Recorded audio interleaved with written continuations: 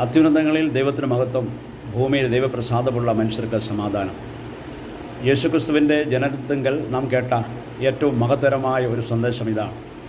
മാനവജാതിയെ അവരുടെ സകല പാപത്തിൽ നിന്ന് രക്ഷിക്കുവാൻ ദൈവമായിരുന്നവൻ ദൈവത്തോടുള്ള സമത്വം മുറുകെ പിടിക്കണമെന്ന് വിചാരിക്കാതെ ദാസരൂപമെടുത്ത് നമ്മളെല്ലാവരും ജഡരക്തങ്ങളോട് കൂടിയവരാകൊണ്ട് നമ്മളെപ്പോലെ ജഡരക്തങ്ങളോട് കൂടിയവനായി പാപത്തിൻ്റെ ശമ്പളമായ നിത്യമരണം നമ്മെ വിടുവിക്കുവാൻ ഈ ഭൂമിയിൽ ഒരു മനുഷ്യനായി അവതരിച്ചതിൻ്റെ ആ ഓർമ്മയാണ് നാം ഇന്ന് ക്രിസ്മസായി ആചരിക്കുന്നത്. ലോകമെമ്പാടും ഈ ദിവസങ്ങളിൽ ക്രിസ്മസ് ആഘോഷിക്കുമ്പോൾ നമ്മുടെ ഉള്ളിൽ ഉരുത്തിരിയുന്ന ഒരു സന്ദേശം, എൻ്റെ പാപത്തിന് പരിഹാരം വരുത്തുവാൻ, എന്നെ വീണ്ടെടുക്കുവാൻ, എന്നെ യേശുവിൻ്റെ മകനാക്കി തീർക്കുവാനായി യേശു കർത്താവ് തൻ്റെ മഹിമകൾ വിട്ട് ഈ ഭൂമിയിലേക്ക് വന്നു. ഇന്ന് ആര് ഈ യേശുവിൻ്റെ മുഖത്തേക്ക് നോക്കുന്നുവോ അവൻ്റെ ജീവിതത്തിൽ അനുഗ്രഹമുണ്ട്. അവൻ്റെ ശാപം മാറിപ്പോകും. അവൻ്റെ രോഗത്തിന്മേൽ വിടുതലുണ്ട്, പാപത്തിന്മേൽ അവന് വിടുതലുണ്ട്.